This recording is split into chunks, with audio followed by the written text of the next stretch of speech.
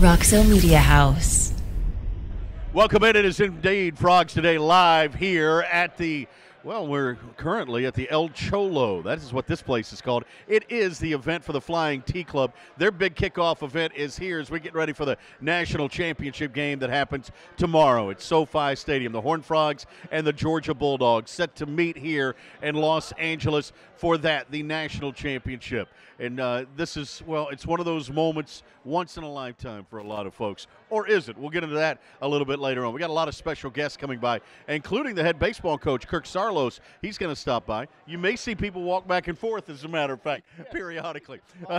Exactly. Brian Happel joins us right now from Regions Bank, a good friend. And we're honored, Brian, that you are a supporter of what we're doing here at Frogs Today during this week. This is a great time, a wonderful time for folks to be involved at TCU, but also a wonderful time here just to see how great teamwork works, isn't it? It is, and it's not just the university and the student body or alumni, it's the city. I wonder how many people are actually still in Fort Worth. But it's, you know, I think it's just a culmination of what type of community Fort Worth is and how important TCU is to not just the city from just the financial impact or having students in there, but really just seeing the impact that the university creates pride in what Fort Worth is and what we try to be as a community. Mayor Maddie Parker was at a pep rally earlier, and she proclaimed this to be TCU Horned Frog Day, obviously, and she talked about how the entire city has rallied around, whether you're a TCU alum or not. You were a great football player at UTA, but yet I know you've embraced TCU. We all have kind of as our hometown team, right? Oh, absolutely. And, you know, I mean, if you look over the last 16 years, myself and our team has been involved with TCU football for many, many years. It's great that this year we're going to have a quarterback that's actually going to win the Davey O'Brien Award. Awesome? And I don't think, if you read the definition of that, there's probably nobody that has the definition of what the Davey O'Brien Award is about, other than somebody like Max Duggan. Yeah, I agree. And teamwork and leadership is something I know that's vital to you, that we saw that at your other stop and now here at Regions Bank, how you've been able to put a team together that has rallied around customers. And I love that. You and I were reminiscing a little bit about the COVID experience and how your team was able to actually reach out to people and check on them and see how they were doing and how important that was. Yeah, you know, I mean, while you wouldn't want to try to compare too much to what TCU is accomplishing today, everybody tries to accomplish what they're doing today, and that is having everybody with a common goal and everybody committed to do whatever they need to do. And I think whether you're in sports or whether you're in business, you try to have people that you just tell them to do simply, just do your job. Yeah.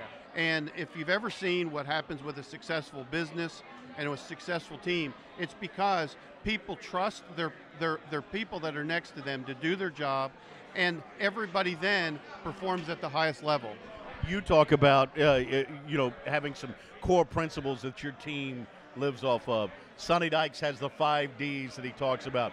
Oddly enough, one of them is do your job. How about that? But you guys live on 5 core principles that I know are very important to you. We do, and, you know, we really believe in culture.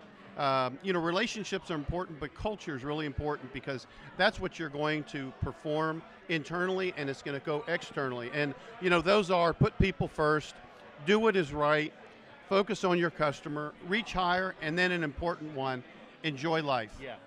And if you can do that, people enjoy what they're doing, and the team that we have has been together for a long time, and I think it's really been a difference in how we've done business and why people have gravitated to wanting to do business with us at Regions Bank.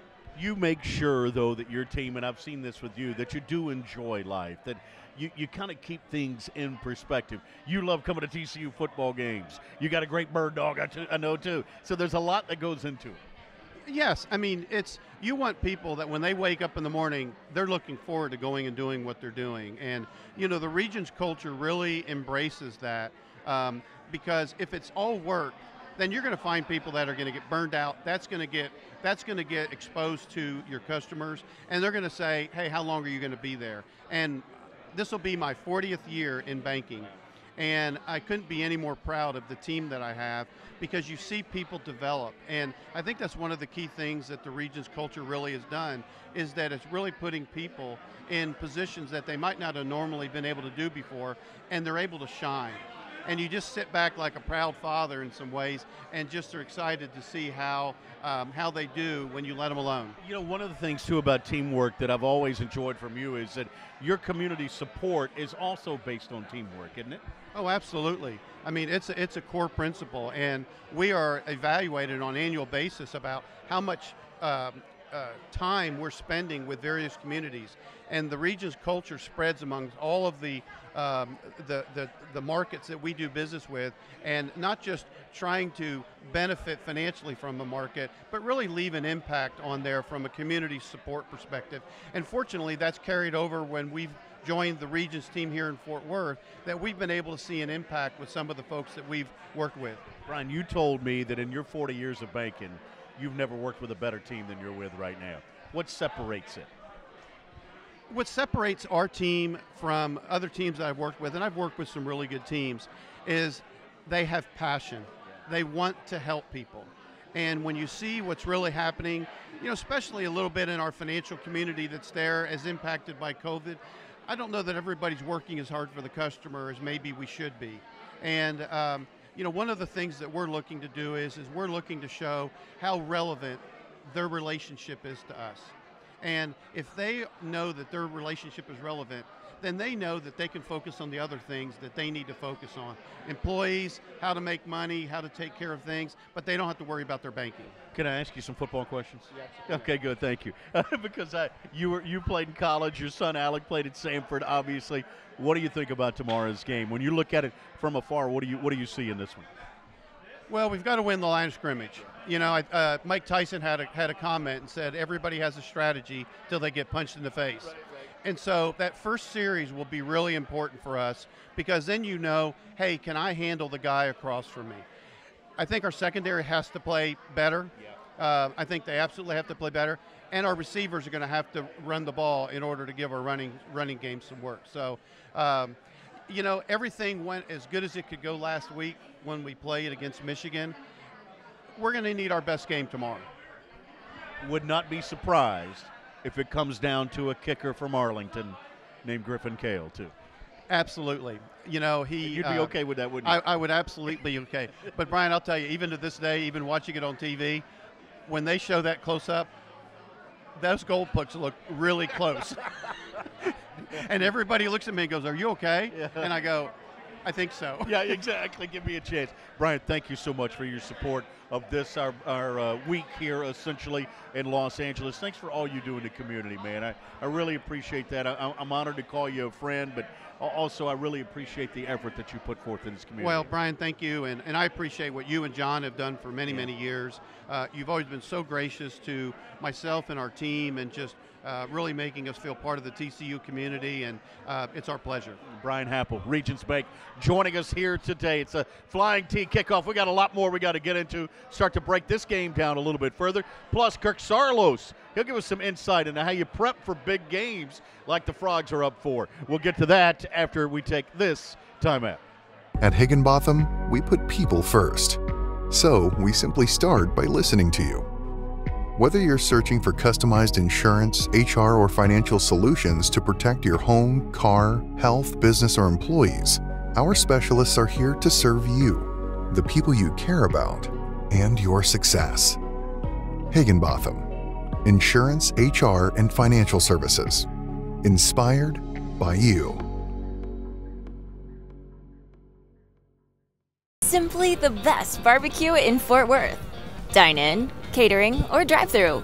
2900 Montgomery, just off I-30.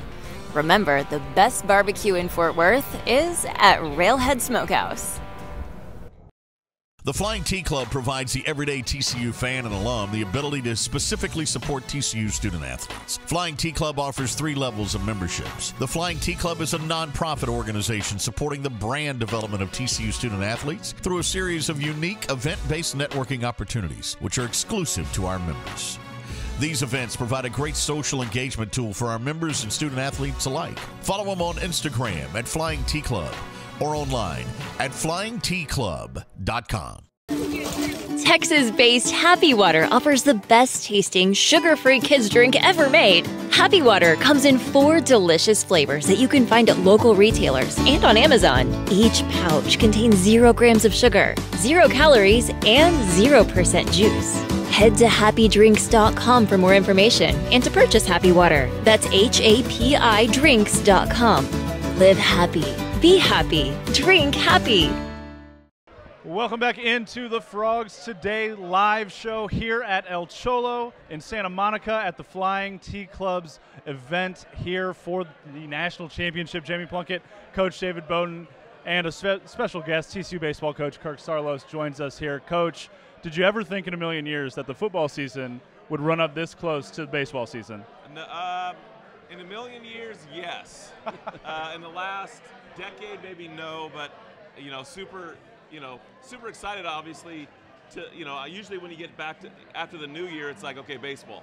You're thinking baseball, which I am all the time. But now it's like, all right, let's go to California for a couple days, see the Frogs hopefully win a national championship, and then get back to campus and start baseball. Well, you're a California guy, obviously from the state. So what's it like being back here in your home state watching TCU play for a national championship? Yeah, it's pretty cool. So when we were playing in the Fiesta Bowl in Arizona, I thought we were going to win no matter what. I thought we were going to beat Michigan, so I had told Sean Conner, our ticket guy, I'm like, hey, we need to absolutely get 10 for the Saarloos family because my family lives in Santa Barbara. Mm-hmm. They're going to come down. So they got in today, and it's really cool to see so much purple in the town of Santa Monica in L.A. It's phenomenal.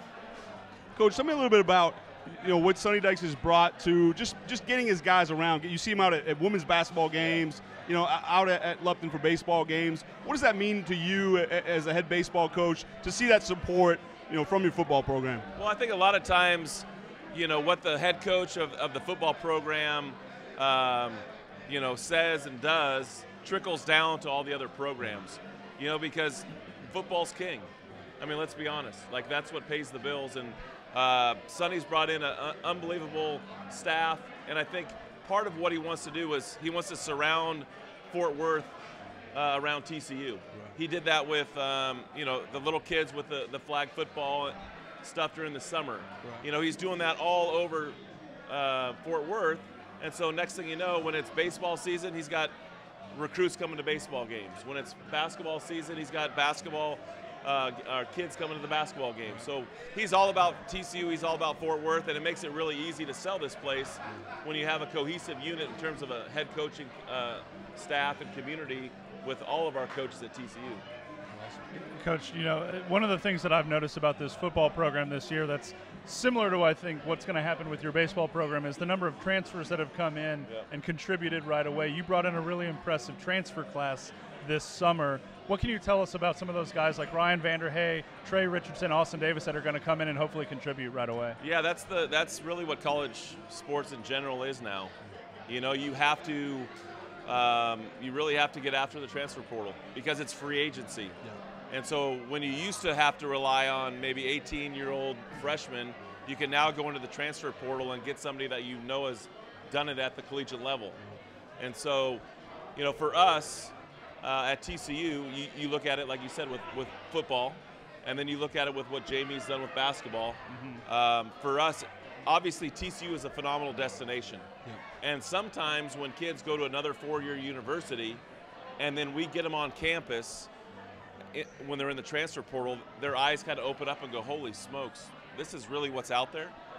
And so I think that's why we're having so much success with different programs in the transfer portals, because how amazing Fort Worth is, but then how amazing TCU is in terms of taking care of our players. So they're going to play a huge factor for us, and they will this year, they will next year, and they'll, for as long as this transfer portal goes on, we're going to be in there hard. Well, to piggyback off that a little bit, and just like football's done, you've brought in guys that not only are obviously quality, or elite baseball players, but it's the right character fit. Yep. Talk to us a little bit about the process of going kind of vetting those guys to make sure that not only they have the skill set that you need, but they fit into your culture and what you're doing in that locker room. Yeah, you hit the nail on the head with that, because ultimately you can get the best player in the portal, but if he's not a great fit for what we're trying to do, it's going to upset what we got going on locker room wise. So if you looked at the guys like last year, like you know, the Brett Walkers, the Caleb Boldens, you know, Michael Petrie, like those guys right there are phenomenal young men and are TCU guys. And now you look at this group and it's the same exact thing. And part of that has to do with the culture, but part of it has to do with, like you said, vetting them in terms of when they're in the portal, who are these kids? And doing some background. And then getting them on campus for a visit, because you can find out a lot about a kid on a visit. And but you hit the nail on the head in terms of they add to our culture in terms of, you know, what we try to bring in. When you get them on campus, Coach, do you ask your players, you know, like, is that kind of how you get your intel? You know, the day after they spend an overnight, like, hey, how is this guy? How is he with the guys? How is he on campus? Is that you get some of your information from them? Yeah, we always do that. Whether it's a portal kid or a high school kid, we always ask the host. Hey, is this guy going to fit in our culture? And you know, we've turned away some guys when our guys said, hey, this guy's not going to be a good fit.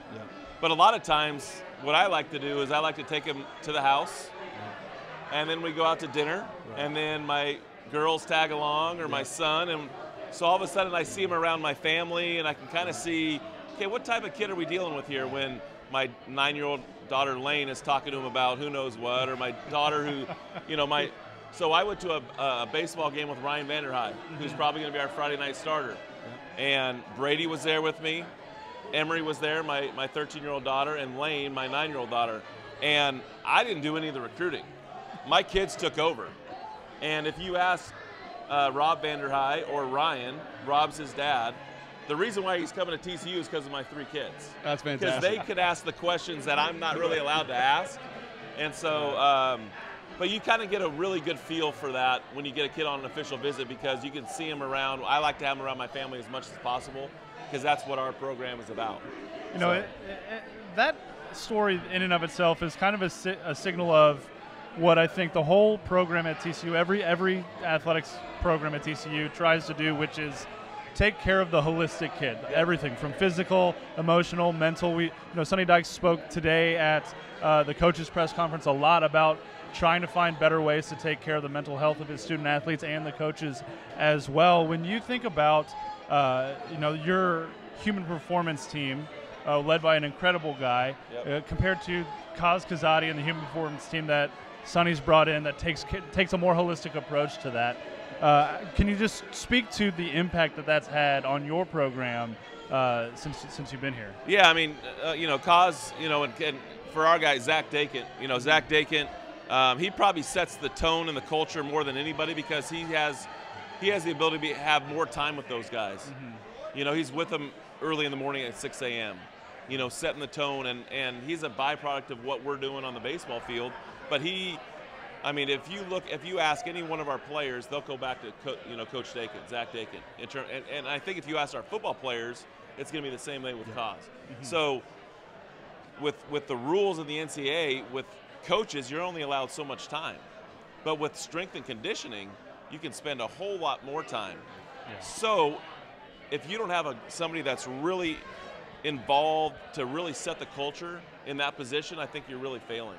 And at TCU, we probably have the best in terms of every sport about having a system in place to make sure that we're taking care of our guys. And like you said, it doesn't matter how talented you are, if you're not able to show up every single day and be the best physically and mentally, it doesn't matter.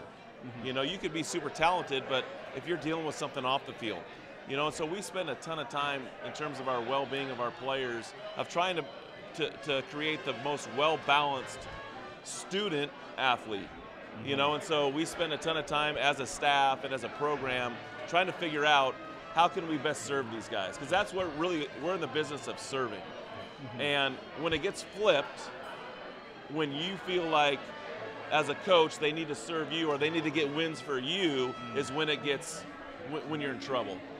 And I think you can see it with Sonny and Jamie and all the other, David Rodine, all the others coaches, is we're here to serve.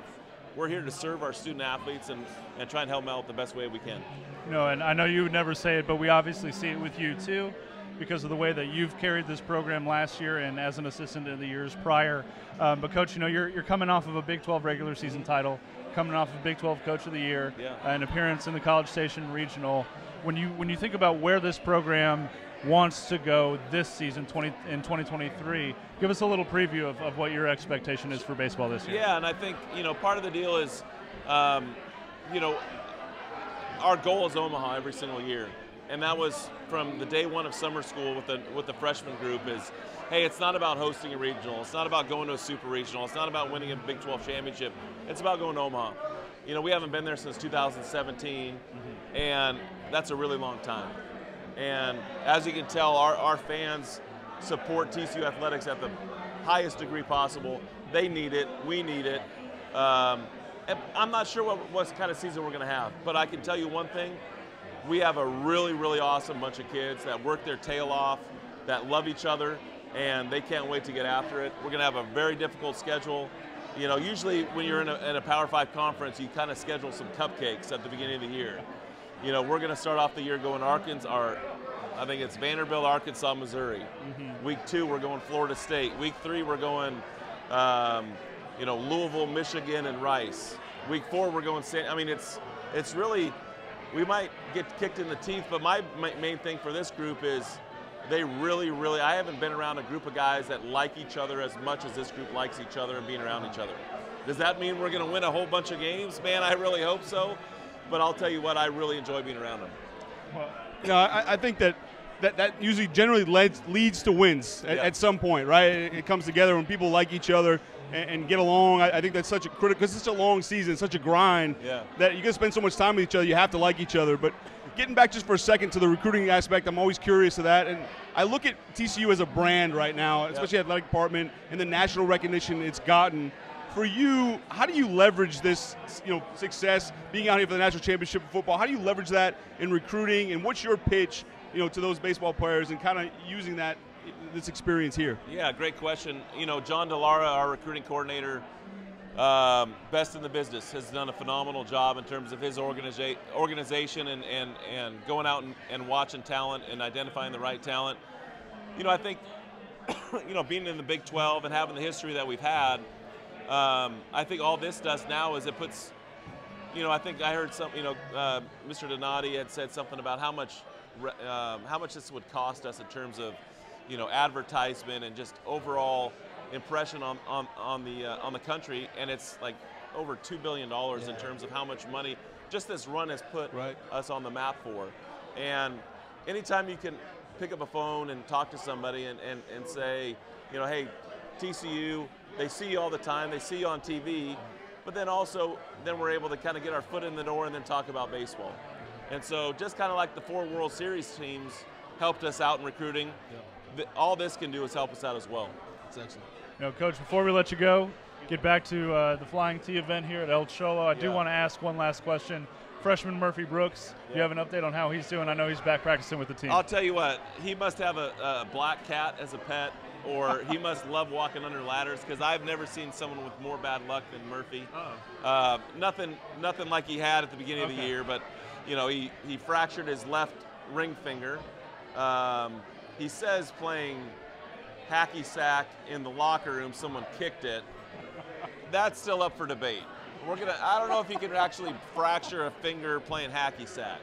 We are out in California. There's a lot of hacky sack going on out here. I'm not quite sure if that's the actual truth or not. But then coming back, he kind of sprained his elbow a little bit, his throwing elbow. So it's kind of like one thing after the other. But hopefully we got all that stuff behind us. And we can move forward, and hopefully he can help us out this year. But, man, he's had a tough go of it this year. We're going to go ahead and just keep Murphy in our prayers consistently always, from here on out. Never stop. Always keep him at the top of the list. Always. But, folks, make sure that after this football season comes to an end, as you support the rest of TCU Athletics, that you get out to Lupton, support Coach Sarlos and the TCU baseball team. I'm sure they're in for a great run again this year. We're going to continue the Frogs Today live show right after this quick break. We're going to come back. Melissa Treewasser is going to join us, and we're going to break down this matchup against Georgia on Monday night. Join the Flying T Club. Listen to the man. Life is full of ifs. If you see the potential in every day, if you push for that promotion, or if you say, I do. If you can cash flow like a pro, safeguard against surprises, and supercharge your savings, the if in life becomes less iffy. Regions Life Banking makes it possible, if you're interested. Let's talk about the if in life. Regions Bank, embrace the if in life. Exclusive interviews and content on TCU recruits. Subscribe now at frogstoday.com. Any sport, anytime. It's your source for all things TCU. Only on frogstoday.com. Dave's Hot Chicken is a cult favorite and now has 2 locations in Fort Worth, Bryant Irvin Road on I-20 and Berry Street at TCU, both owned and operated by Horned Frogs. Mention the Frogs Today show and get 10% off anytime and order online at daveshotchicken.com. Say hello to the water of tomorrow. Richard's Rainwater. Richard's Rainwater is 100% rain, refreshing, renewable, and the only ingredient we use in our water. Why rain? Because everyone deserves access to clean water, and rain is a 100% renewable resource available everywhere. Drink the rain. Save the planet. Shop now at richardsrainwater.com. At Higginbotham, we put people first. So we simply start by listening to you. Whether you're searching for customized insurance, HR, or financial solutions to protect your home, car, health, business, or employees, our specialists are here to serve you, the people you care about, and your success. Higginbotham. Insurance, HR, and financial services. Inspired by you. Welcome back into the Frogs Today live show, live from El Cholo in Santa Monica, California, where we are a part of the Flying T Club event right behind me. You can learn more about the Flying T Club and their name, image, and likeness efforts for TCU student athletes at flyingtclub.com. That's flyingtclub.com. They are the premier institution for name, image, and likeness when it comes to supporting TCU student athletes. You want to be a part of it, so you can come to parties like this when TCU football is at the national championship. Jamie Plunkett here. I've got Melissa Triebwasser and Coach David Bowden alongside me. Guys, the national championship is in less than 24 hours. Woo. And TCU is going to be playing in it. Woo. We talked about it a little bit on yesterday's show, but I really do want to hear from you a little bit more about this game. Melissa, I want to start with you. When you think about how TCU has approached this game being in Los Angeles this week, what have you seen from the Horned Frogs that gives you hope? I mean, I think the thing that we've been most impressed with is how they've handled the extra spotlight. You know, we talked about that earlier, is that this is the one time as a football player that all eyes are on you. There's no competition. You are the only game in town, literally. And so there can be a lot of pressure. There can be a lot of expectation. There can be a lot of emotion for that. I mean, I know as fans, we've certainly experienced a lot of those emotions. And we were just at the TCU pep rally and seeing 5,000 Horned Frog fans threatening to sink Santa Monica Pier. I mean, it brings up something in you. But this team, my favorite quote of the week so far was what Kirk Herbstreit had to say. And that was, TCU is not coming to Los Angeles hoping to win a national championship. They expect to compete for a national championship. This is a team that is confident, but it's a quiet confidence. They have a security. They have a trust in the process. They believe in the way they prepared for this. And I think Kaz Kazadi deserves a ton of credit for that. We wrote about that on the site today. But it's also just the maturity of these players. It's a senior-laden roster. It's a lot of seniors in the two deep. These guys are here to win a national championship. They're not just happy to be here.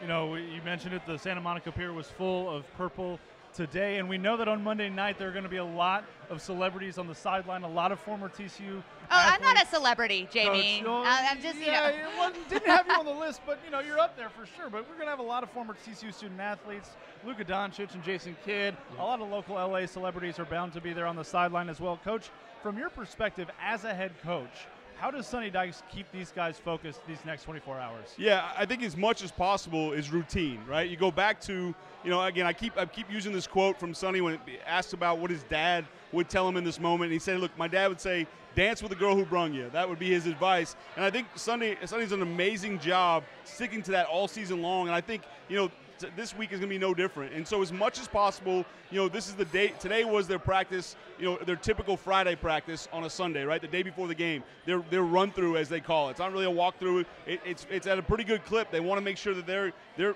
actually getting a sweat going. They're moving around. And so do exactly what you do on that day before the game practice, and the little things like that. So how you get off the bus, how you dress for practice, how you get ready for practice, all of that should look, smell, feel the exact same way. And by doing that, you sort of just lock in on that routine. And by doing that, you block out all the other distractions that are possible. You know, it's that SEAL Team 6 mentality. You don't rise to the opportunity. You fall back on your level of preparation, That's right? exactly right. Yeah, no, for sure.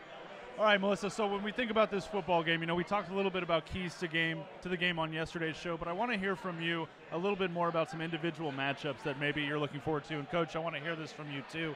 But when you think about those matchups that are going to be so critical to TCU coming out on top on Monday night, whose names come to mind for you? I mean, the biggest thing to me is what can TCU do to prevent Brock Bowers from winning this game? You know, I think I told somebody the other day that if we look up at halftime and all of a sudden Brock's got 5 or 6 receptions already for 100 yards, we know TCU's probably in trouble, and it's been a rough first half. You know, you're looking at probably bringing a safety down. Is it going to be Bud Clark? Is it going to be Millard Bradford? Can one of those guys have the match the physicality and the speed, take the appropriate chances? I mean, we saw Bud jump her out in the Fiesta Bowl and be very successful with that. But if you mistime that jump, all of a sudden a short completion turns into a long gain, and that can be the type of play that Georgia can really build on. This is a team that is going to want to air it out a little bit, and so defensively for TCU, they've got to stick to their assignments. They've got to fill their gaps. They've got to do their run fits. That's a word the combination I didn't know a lot about until the Michigan game, and now I feel like an expert in it. But, you know, it's going to be those types of players. It's going to be Winters, you know, being the command center in the middle of the defense, making sure that everybody's not getting too high, not getting too low, not over-pursuing in their run gaps and their lanes. And it's going to come down a lot to THT and Josh Newton being able to hold up one-on-one on the outside, because when you think about Georgia attacking the middle of the field, you really need your corners to be strong on the outside and be able to handle those matchups. On the other side, I mean, just like last week, you know, it was Michigan's defensive front against TCU's offensive line. Well, here we are in the national championship, and it's going to be Georgia's defensive front against TCU's offensive line. I was so impressed with the way that unit played together last Saturday night. If they can match or slightly improve that performance against the Bulldogs, TCU's got a great shot. And then I'd be remiss if I didn't mention one more, and I hope I'm not taking all of Bowden's cues here, but Keely Ringo, Quentin Johnston on the outside. That is appointment viewing, and that's a matchup that I think is going to be one of the premier one-on-ones that we see in this game. I'm really glad that matchup in particular is going to be featured on a night where there's no other college football, because I agree it's going to be one to watch for sure. But, Coach, when you think about matchups and players that need to have big days for TCU, who comes to mind? Yeah, I look at the linebacker core, but not necessarily on an individual matchup. I look for those have to be the guys that identify the formations, right? Because, look, we've talked – the talk for me after looking at Georgia, the biggest thing that pops for them offensively is how versatile they can be in the same formation. The same personnel. And that's where any offense wants to get to, but it's very rare that you, especially at tight end, that you have the tight ends that can do so many different things. And when you get those guys in your system on offense, it really causes matchup problems and really a matchup nightmare. And so it's going to be up to them, because normally a defense is called based on the personnel that runs on the field. If you have 12, one running back, 2 tight ends, 13 personnel, 11, 10, all those things, they have a script, they look down, Joe Gillespie says, okay, 10 personnel, these are my 10 personnel calls. You can't do that with this Georgia Bulldog team. You have to wait to see for the formation to declare, and even then, you're not even sure, because they'll motion in, they'll go from an empty set into a condensed formation with tight ends. And so it's up to the players on the field to identify those things and then get into the right checks. And so for those linebackers, you mentioned D. Winters, obviously as a signal caller, Johnny Hodges and Jamoy Hodge have to be on the same page and getting that communicated to those guys in front of them and then in the back end as well. You know, Sonny Dykes addressed it today a little bit, that how impressed he is by Georgia's 12 personnel. He invoked Rob Gronkowski from his time coaching him at Arizona. That's how impressive the Georgia tight ends have been for Sonny Dykes. That's quite the compliment. That's high praise. It's high praise indeed. But, you know, when you talk about the fact that players on the field are going to have to make those last-second decisions and calls for the Frogs, especially on the defensive side, Melissa, it's a really good thing that TCU has so many veteran senior leaders that have been in a defense long enough to understand how to study film, how to prepare for a game like this, to fall back on that experience in a game like this. I mean, that's a big part of that, and maybe one of the narratives that hasn't been shared is publicly, nationally, is just how veteran this group is, especially on the defensive end. You know, whether it's having seniors in the lineup or transfers like Josh Newton and Mark Perry, who have so quickly become leaders in this unit. It's going to be on those guys to, like you said, get guys in the right formations, communicate, like Bowden was saying, making sure that they take a moment to know what they're supposed to do and then execute that at a high level. But also, and you know, it's easy to talk about this as the play of the game last Saturday, but not letting that first big play break you. Georgia's going to break some big plays. They are not number one in the country because they can't get it done on offense. And we saw what they did against Ohio State in that fourth quarter to get back in that game. The question is not what happens, but how do you respond to what happens? Yeah. And Dee Winters talked about this, Steve Avila talked about this, and this goes back again to the mental aspect of this game. These guys are so drilled in and just do your job. Steve Avila used a great example of this in saying, you know, sometimes the flight's late. Sometimes you're out of gas. Sometimes bad things are going to happen. Georgia's going to get a touchdown. They're going to break a big play. Brock Bowers is going to break free over the middle and pick up 17 yards on a 3rd and 9.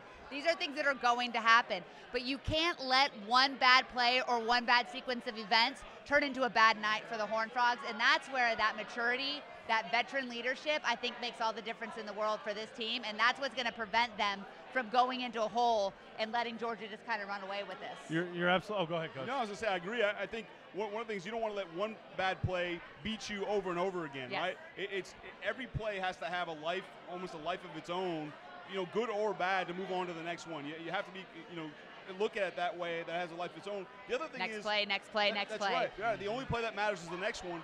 And when you look at, you know, you talk about communication, and I want to hit on that again, if I may. It's the communications, the issue is going to be big, as we know. The problem is, for a Todd Monken offense, what he's added in the last couple years to his repertoire, because he really was a pro-style guy. He had some college, you know, spread concepts from his time at Southern Miss as the head coach. But really what he's added to it is tempo. And they're able to do with obviously a veteran quarterback who's able to make quick decisions, get the ball, and they've condensed the language for that Georgia offense, meaning, you know, before it was a long, you know, scroll that they had for a play call. Now one word can get the formation, the cadence, the motion, all of it in one word. And so TCU has to communicate, but they have to communicate quickly, and they have to make sure there's a sense of urgency at all times, because we all know how explosive that Georgia offense can be. You know, we've talked about senior leadership, we've talked about some X's and O's, but Coach, I want to turn to you about a little fun fact you told me before we started filming tonight, and that's travel related. You know, we know based on ticket sales that 37% of the ticket sales have come from Texas, about 18 to 20% have come from California, 7% have come from Georgia. It feels like a lot of folks maybe aren't going to be traveling from the East Coast to the West for this game, but when it comes to Georgia's football team, you told me something pretty interesting about their travel this season that I didn't know. Yeah, or lack thereof, right? Yeah. So last season, you look at 2021, they did do some traveling, but only 3 times this year had they left. This will be the 3rd time. This game here is only the 3rd time that they left the Eastern time zone. Wow. Which is pretty amazing, right? And you look at that, and this is the only flight over 2 hours. This is it right here. This is the only one all season long. And when you look at 2 of those games they had to take flights for, so they only got in a flight, this is, again, the 3rd time, right? 2 of those teams were the lowest output on offense. So it was 26 versus Mizzou, and then 16 points at Kentucky. So the 2 lowest points were the 2 travel games that they had to get on a plane. That means something, because last week, while Georgia was playing in the Peach Bowl at home in Atlanta, you know, in an absolute slugfest down to the wire, TCU did travel over 2 time zones and beat a strong Michigan team. So I don't think that can be overlooked, because, you know, it's like anything else, it's all about repetition, whether that's repetition in play calls or at a position or technique.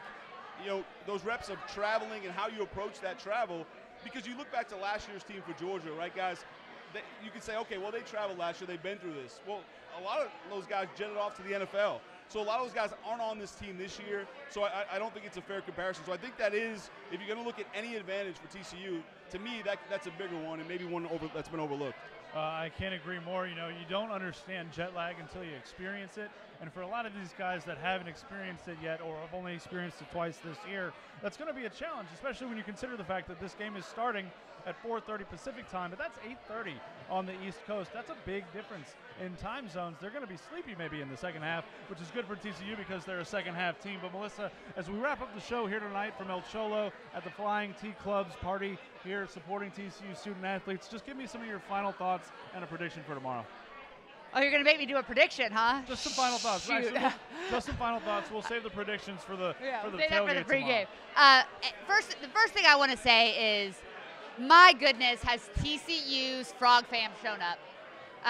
You know, I've talked about this a lot. I've talked about it on social media, but as somebody from the state of California, one of the trendsetters in bringing Californians to TCU, because I'm old, it is really, really powerful to see the way the community is here. This Flying T party is unbelievable. What the Flying T has done for TCU is unbelievable. But just having the support of so many TCU fans and former players and just really the community as a whole, that is going to resonate throughout the stadium. We saw that in the Michigan game at the Fiesta Bowl. I think we're going to see that almost twofold tomorrow at SoFi Stadium. So number one, I mean, that's first and foremost. What a job TCU, you guys have done as a community. Number two, I've been so unbelievably impressed with just the way the Horned Frogs have carried themselves. For a program that has only 4 guys on the roster that have ever played in a postseason game before the Fiesta Bowl, their maturity, the understanding of the moment, but the ability to live in the moment and not let it get too big for them, that's a huge credit to Sonny Dykes, to Kaz Kazadi, to Joe Gillespie, to Garrett Riley, to the entire TCU coaching staff, all of the support staff, guys like Matt Lewis. They have kept these guys locked in. They've let them enjoy what's happening. They had a DJ at the arrival. That's awesome. Love it. So they're letting them enjoy the moment because who knows if you're going to get back here, but they also are getting them ready to play a football game and win a football game. And lastly, look, this is TCU. This is little old TCU.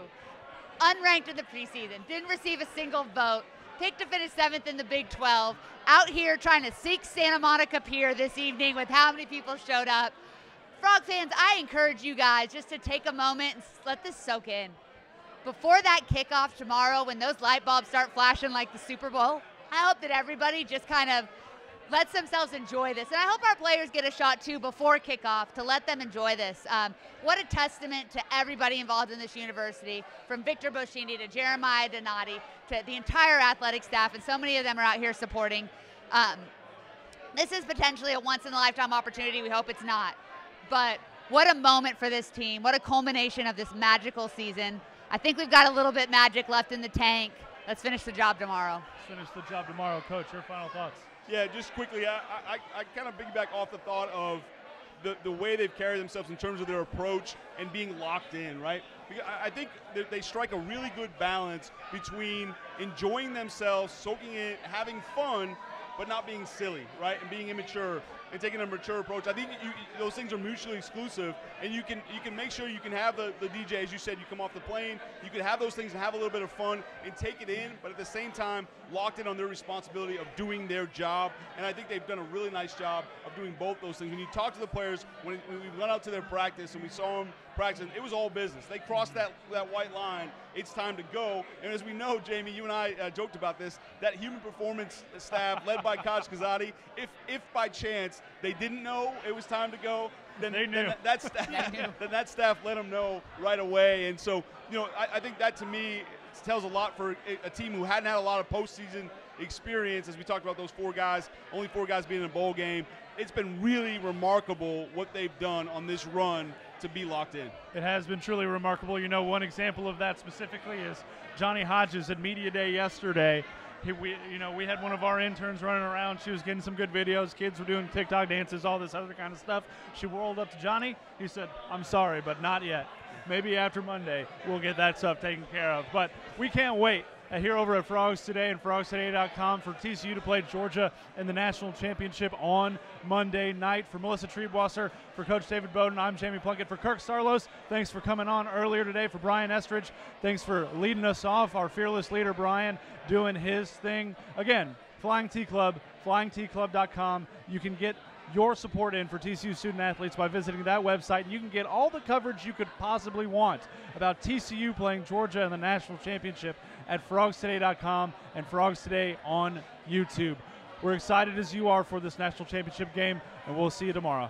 At Higginbotham, we put people first. So we simply start by listening to you. Whether you're searching for customized insurance, HR, or financial solutions to protect your home, car, health, business, or employees, our specialists are here to serve you, the people you care about, and your success. Higginbotham. Insurance, HR, and financial services. Inspired by you. Roxo Media House.